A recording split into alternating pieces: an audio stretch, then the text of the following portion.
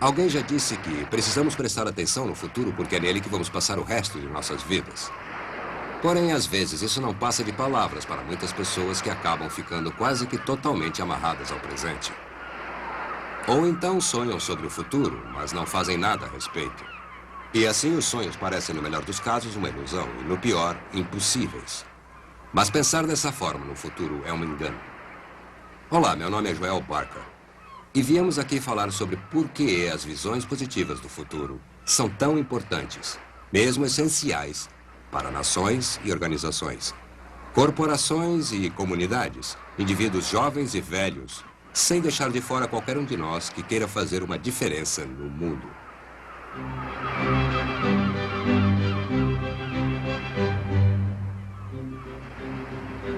A visão do futuro.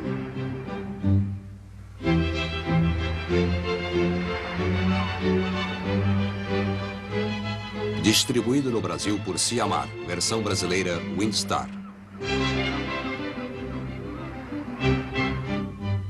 Comecei meu estudo do futuro em 1973, no final da Guerra do Vietnã. A OPEP controlava os preços da energia, Watergate estava no início e a inflação disparava, fora de controle no mundo inteiro. Para muita gente, dos capitães da indústria aos transeuntes na rua, os problemas do presente pareciam tão avassaladores que parecia infrutífero ficar pensando no futuro. Mesmo assim, em meio a toda essa turbulência e pessimismo, encontrei o trabalho de 3 pesquisadores que me provaram que ter a atitude exatamente oposta, uma atitude positiva, era muito melhor. Cada um desses estudiosos, a seu modo, me convenceu de que é essencial que pensemos a respeito, sonhemos com e, eventualmente, imaginemos nosso futuro. E especialmente nos tempos mais difíceis. De fato, eu acredito que ter uma visão positiva do futuro talvez seja o mais poderoso motivador que você e eu possuímos para a mudança. Agora vamos fazer uma viagem para ver como estas ideias se encaixam e como usar estas ideias para tornar as nossas organizações, as nossas famílias, as nossas vidas mais ricas e mais proveitosas. Começamos nossa viagem aqui, devido ao estudioso holandês Fred Polak, que escreveu o livro intitulado A Visão do Futuro. Polak estava extremamente interessado na relação entre as nações e suas imagens do futuro. Ele fez uma pergunta do tipo ovo da galinha. Será que a imagem positiva do futuro de uma nação é a consequência do sucesso da nação? Ou será que o sucesso de uma nação é a consequência de sua imagem positiva do seu futuro? E em busca da resposta a esta pergunta, ele estudou a literatura de muitas nações, antigas e modernas, para ver quão positivamente escreviam sobre seus futuros e até que ponto suas expectativas se concretizaram. O que ele encontrou se acha perfeitamente simbolizado aqui, em Atenas, no Partenon. O Partenon foi primeiro uma visão na mente do arquiteto. Da mesma forma, os gregos imaginaram o futuro de sua cultura. Como aconteceu tudo isso? Bom, os gregos começaram com os sonhos. Mas então trocaram seus sonhos por algo muito mais forte, a visão.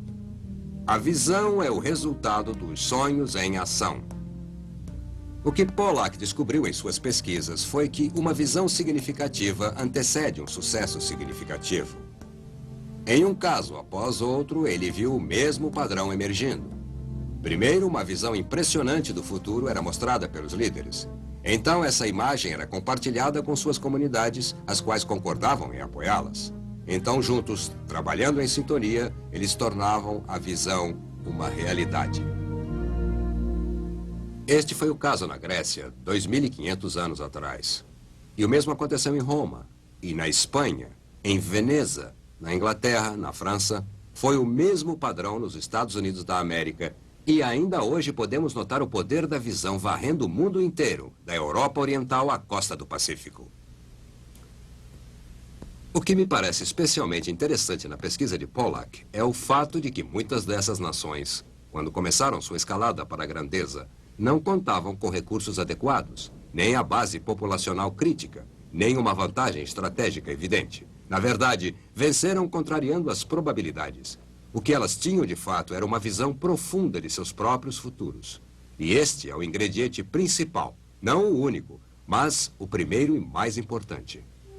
As nações com visão são capazes de muitas coisas. Nações sem visão estão em perigo.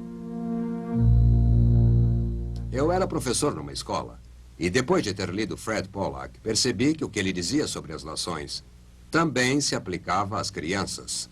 As crianças são profundamente afetadas por suas visões do futuro. Na minha experiência, eu havia notado um padrão. Os melhores dos meus alunos sempre sabiam para onde estavam indo, o que iriam fazer com suas vidas. Quando li o trabalho acadêmico de Benjamin Singer, A Imagem do Papel Voltada para o Futuro, descobri que minhas observações eram muito bem sustentadas por diversas pesquisas. O trabalho compilado por Singer apontava que alunos de desempenho fraco quase não tinham ideia do seu futuro. Seu enfoque era limitado a curto prazo. E eles acreditavam que sua capacidade de moldar seus futuros estava nas mãos do destino. E, pessoalmente, eram impotentes.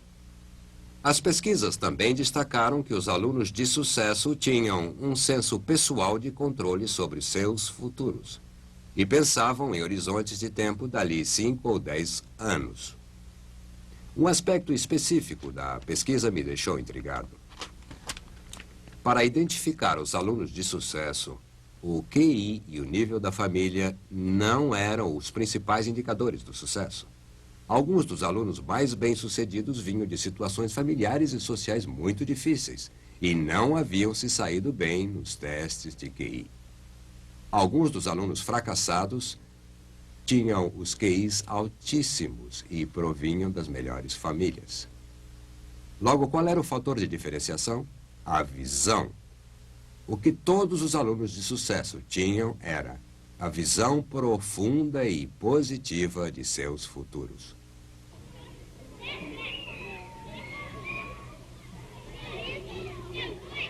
Não posso imaginar um lugar melhor para dar vida às observações de Singer do que esta escola primária pública número 121, no Harlem, em Nova York. Aqui, em 1981, Eugene Lang veio fazer o discurso de formatura. Ele havia se formado na escola 121 em 1933 e havia se tornado um homem rico, bem-sucedido, que se fez sozinho. Ele se preocupava bastante com os problemas que essas crianças tinham e pretendia dar a elas um pouco de esperança. Mas quando ele se sentou neste palco e viu as faces daqueles formandos, suas famílias e seus amigos, percebeu que somente palavras teriam muito pouco significado. Então, naquele instante, ele mudou o discurso. E as mudanças que ele fez no seu discurso mudariam as vidas dessas crianças para sempre. Ele começou estabelecendo uma ligação pessoal com as crianças, contando a elas de como ele estivera em Washington, quando Martin Luther King proferiu seu famoso discurso, Eu Tive um Sonho. Então ele disse aos formandos, todos precisam ter um sonho. O seu sonho é importante. Ele pode ser o seu futuro e a educação é a chave para esse futuro. Ele lhes falou sobre a sua jornada pelo ginásio, depois o colegial e então a faculdade. Mas quando ele disse faculdade, percebeu que o curso superior parecia inatingível para a maioria daquelas crianças. Então ele lhes disse, e não pensem nem por um instante que não podem ir para a faculdade porque podem. E então, com a família e os amigos escutando, ele prometeu àquelas crianças que ele pessoalmente daria a cada uma delas que se formasse no colegial uma bolsa de estudos para a faculdade. E lá estavam aquelas crianças, pensando que nunca poderiam cursar uma faculdade. E, de repente, esta promessa. O Sr. Lang se sentou sob os aplausos da plateia. Mas ele sabia que apenas dinheiro não faria tudo isso acontecer. Ele teria que providenciar um caminho até a promessa. Então, quase que imediatamente, além de doar o dinheiro, o Sr. Lang criou uma estrutura de apoio com os professores, os pais e a comunidade para trabalharem com esses alunos, para ter certeza de que eles pudessem realizar essa maravilhosa visão. Pelo passado desta escola, teria sido possível prever que dos alunos que se formassem no primário, somente 25% iriam concluir o curso colegial. E desses 25%, quase nenhum chegaria à faculdade. Mas graças ao Sr. Lang e ao apoio que ele e a comunidade proporcionaram, 48 dos 52 alunos desta turma concluíram o curso colegial e desses 48, 40 foram cursar a faculdade. Aqui, na escola número 121, no coração do Harlem, vemos uma ilustração perfeita daquilo que Benjamin Singer escreveu. O poder da visão de uma criança com a ajuda da comunidade, superando a história e a economia, motivando aquelas crianças para realizações extraordinárias.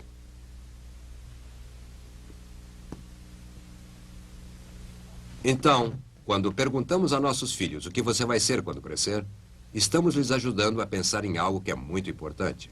Nunca trate suas respostas como banais, mesmo que eles mudem de ideia a cada semana. Escutamos para mostrar a nossos filhos que seus sonhos do futuro são importantes. E o nosso interesse nos sonhos deles aumenta a confiança e a capacidade deles de moldar o seu próprio futuro.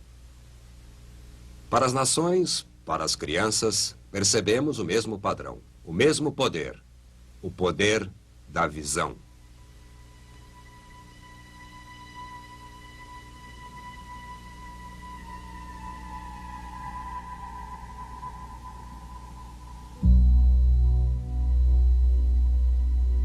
Aqui é Auschwitz. Parece um lugar estranho para se vir falar sobre visão. Durante a Segunda Guerra Mundial, milhões de pessoas, a maioria judeus, mas poloneses, russos e ciganos também, foram levados à morte em campos como este. O motivo de termos vindo aqui é para analisar a importância da visão nas piores condições possíveis. Foi aqui que o terceiro pesquisador que me influenciou fez suas descobertas. Seu nome era Viktor Frankl. Era psiquiatra em Viena.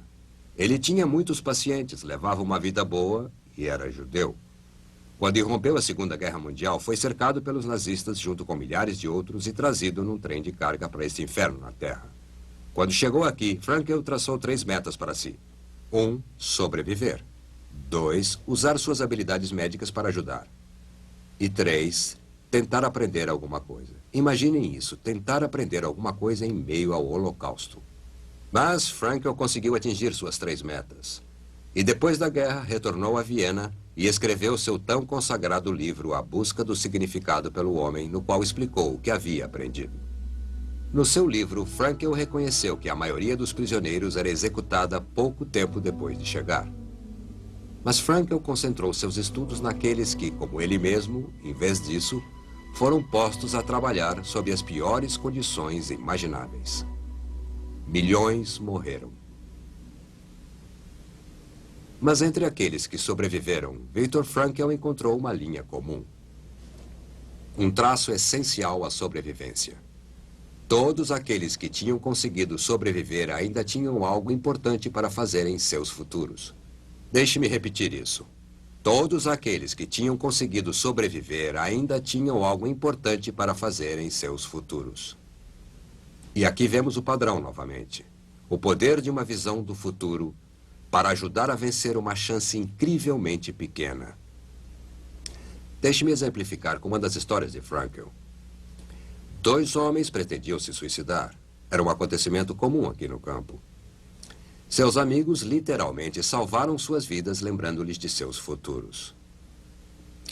Para um, o seu filho, que ele adorava e que o esperava num país seguro. Para o outro, era uma coisa, não uma pessoa.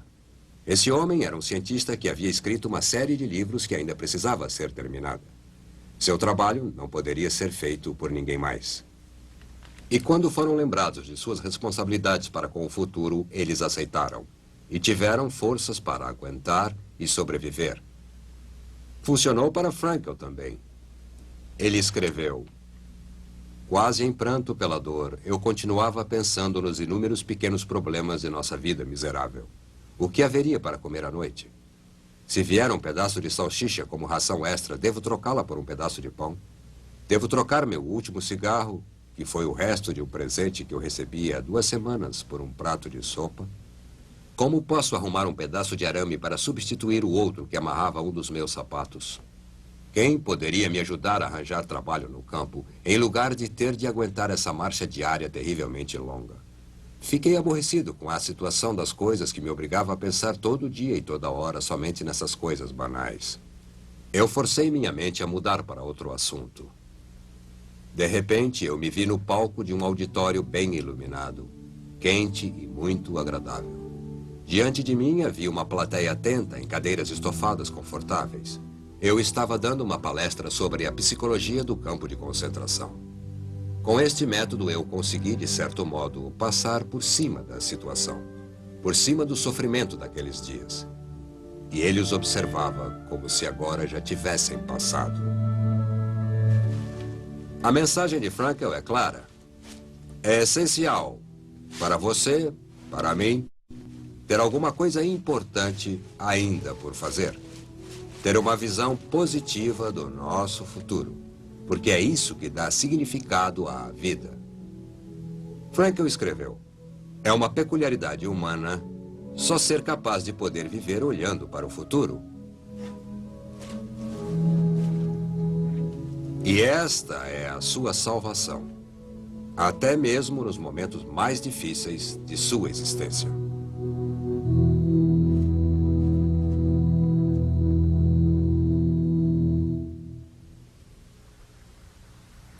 Viemos aqui para fazer uma metáfora. Sabem, em nossas vidas, todos temos rios para cruzar. Na outra margem está o nosso futuro. Às vezes as águas são tranquilas e é fácil de atravessar, mas às vezes o rio é turbulento, cheio de imprevisibilidade. Muitas vezes, nesses períodos turbulentos, tentamos cruzar o rio simplesmente pulando na água e começando a nadar. Acabamos sendo arrastados pela correnteza, levados por água abaixo. Esperamos que o lugar em que chegarmos no outro lado valha a pena. Mas há um modo melhor de cruzar o rio, tendo uma visão do nosso futuro. Então, quando notamos a nossa visão nos saudando com sua força positiva, ela como que nos dará uma corda para atravessarmos o rio, para nos dar um ponto de apoio enquanto estamos atravessando. E o rio vai tentar nos arrastar, nos soltar da corda, tentar nos afastar do nosso destino. Não é fácil se segurar. Temos que puxar com nossos braços, pensar com nossas mentes, sentir com nossos corações. Ninguém mais pode fazer isso por nós. E embora não haja garantia de que chegaremos às nossas metas, esta corda, lançada pela força da nossa visão, nos oferece a melhor ligação para o futuro. E se a segurarmos firmemente em nossas mãos, então estaremos prontos para pular na água, apostando no amanhã. Vimos países que foram do nada líderes do mundo. Examinamos as pesquisas sobre os ingredientes básicos que levam crianças ao sucesso. Nós visitamos um lugar onde pessoas foram submetidas às condições mais difíceis a que um ser humano pode ser sujeitado para sobreviver. E tudo isso tem uma linha comum: o poder de uma visão positiva do futuro. Agora, aposto que sei o que estão pensando. Onde está a discussão da empresa? Se funciona para nações e funciona para crianças e para adultos, será que funciona para organizações? É claro. Na verdade, esta discussão é fundamental para o ser humano em todos os níveis. As organizações são um dos melhores lugares para se ver exemplos disso, porque elas têm a complexidade e o tamanho certo para efetivamente usar o poder da visão. Pensem nas organizações iniciantes e maduras com e sem fins lucrativos que estejam se saindo excepcionalmente bem e aposto que estão sendo movidas por uma visão. Vamos dar alguns exemplos. A Boeing, por exemplo, com sua visão de um avião enorme de alcance mundial que se tornou o 747. Ou a Sony, com sua visão de entretenimento para todos, o Walkman. A French Telecom, a companhia telefônica francesa que resolveu ser a melhor empresa telefônica da Europa, quando talvez fosse a pior. A IBM, que apostou a corporação na sua visão da série 360 de computadores mainframe. American Company, com sua busca incessante da perfeição. O Exército da Salvação, sem fins lucrativos, que tem tido uma visão de 100 anos para ajudar os pobres e carentes.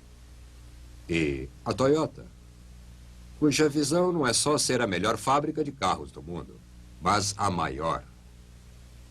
Então pergunto, o que compõe uma grande visão? Primeiro, deixe-me contar a vocês algo que não faz parte de uma visão. De fato, é um erro tê-la como parte de uma visão. A visão nunca é expressa apenas em números financeiros. Esses números são sempre uma consequência de uma visão realizada.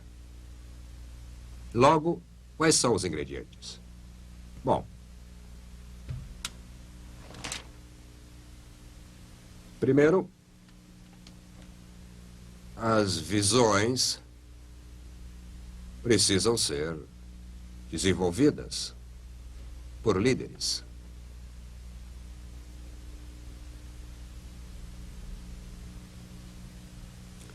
Visões não são criadas pelas massas. Agora, os bons líderes falam com seu pessoal e ouvem seu pessoal. Vejam bem, eles escutam e exploram o mundo também. Mas é uma função da liderança e não dos seguidores tomar todos esses inputs, concentrá-los e transformá-los numa coerente e poderosa visão. Segundo, as visões de um líder têm que ser compartilhadas com sua equipe e a sua equipe precisa concordar em apoiá-la. Se vocês tiverem compartilhado e obtido o apoio, terão então criado a comunidade da visão. Para as organizações, esse ato de compartilhar cria um acordo sobre a direção. E é assim que tiver um acordo quanto à direção, isso melhora a sua tomada de decisões substancialmente, porque cada decisão pode ser comparada com a direção da visão. A comunidade da visão precisa agir em conjunto para trazer a visão à realidade. Terceiro, uma visão, para poder ter sucesso, precisa ser abrangente e detalhada. Só generalidades não é o bastante. Queremos ser o número 1 do mercado, queremos ser uma empresa de renome mundial, queremos ser os maiores inovadores do nosso ramo. São palavras bonitas, mas não formam uma visão. Para se ter uma visão, temos que saber como, quando, o porquê e o que, com precisão suficiente, de modo que cada membro da comunidade da visão possa encontrar o seu próprio lugar significativo e importante dentro da visão. Cada um precisa saber como irá contribuir e participar. Quarto, a visão precisa ser positiva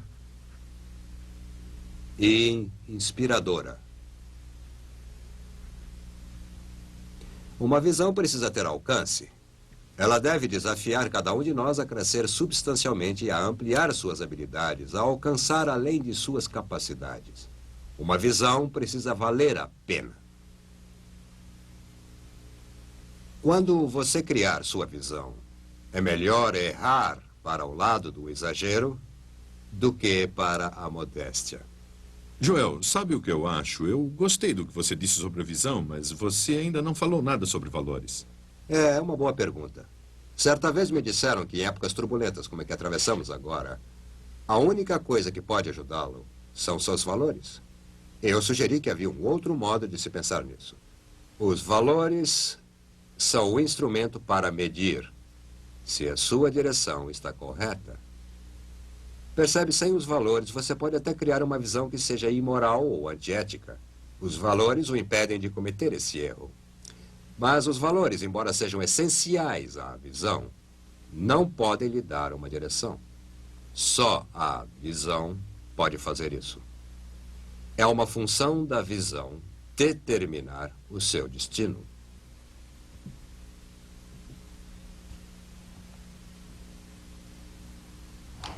Iniciada pelo líder, compartilhada e apoiada, abrangente e detalhada, positiva e inspiradora.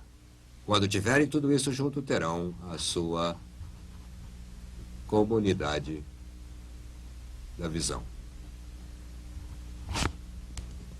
E assim que tiver a comunidade da visão, então terá o poder.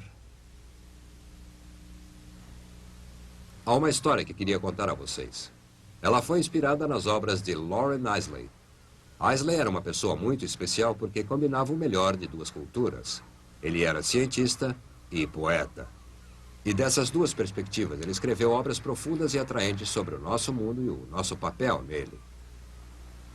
Era uma vez um homem muito sábio, bem parecido com o próprio Eiseley, e costumava ir à praia para escrever.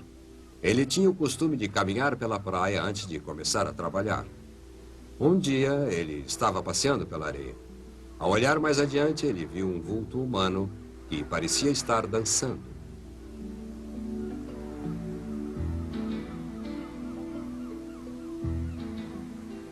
Ele sorriu ao pensar em alguém que dançasse o dia todo.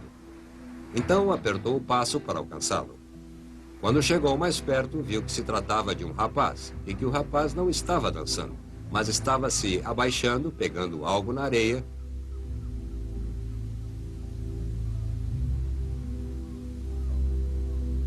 e cuidadosamente atirando ao oceano.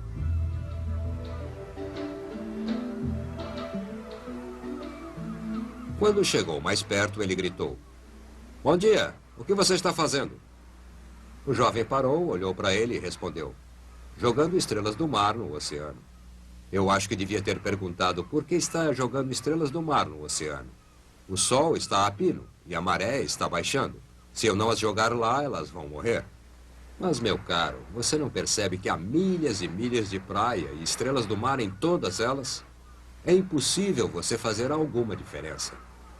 O jovem escutou atentamente. Então, se curvou, pegou mais uma estrela do mar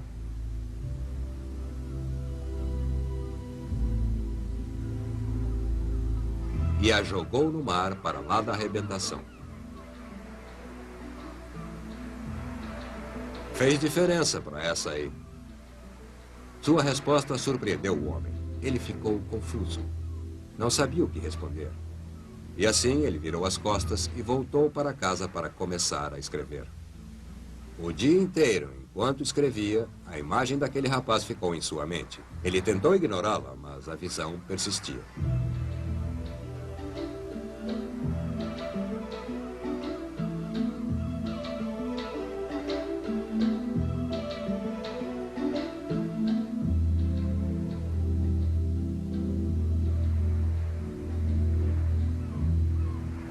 Finalmente, ao cair da noite, ele percebeu que ele, o cientista, ele, o poeta, havia deixado passar a natureza básica da atividade do jovem. Foi quando ele percebeu que o que o jovem fazia era uma opção por não apenas ser um observador no universo e vê-lo passar, pois ele optara por agir no universo e fazer alguma diferença. Ele ficou envergonhado. E naquela noite foi se deitar preocupado. Ao raiar da manhã, acordou sabendo que devia fazer alguma coisa. Então se levantou, vestiu suas roupas, foi à praia e encontrou o jovem. E junto com ele passou toda a manhã jogando estrelas do mar no oceano. Percebe o que os atos daquele jovem representam? É uma coisa muito especial em cada um de nós. Todos nós fomos dotados da capacidade de fazer alguma diferença. E se pudermos, como aquele rapaz, nos conscientizar desse dom, conquistaremos, através da força de nossas visões, o poder de moldar o futuro. E este é o desafio de vocês. E também o meu desafio. Cada um precisa achar a sua estrela do mar. E se jogarmos nossas estrelas sabiamente e bem, não tenho dúvida de que o século XXI será um lugar maravilhoso. Lembrem-se, uma visão sem ação não passa de um sonho. A ação sem uma visão é só passatempo. Uma visão com ação pode mudar o mundo.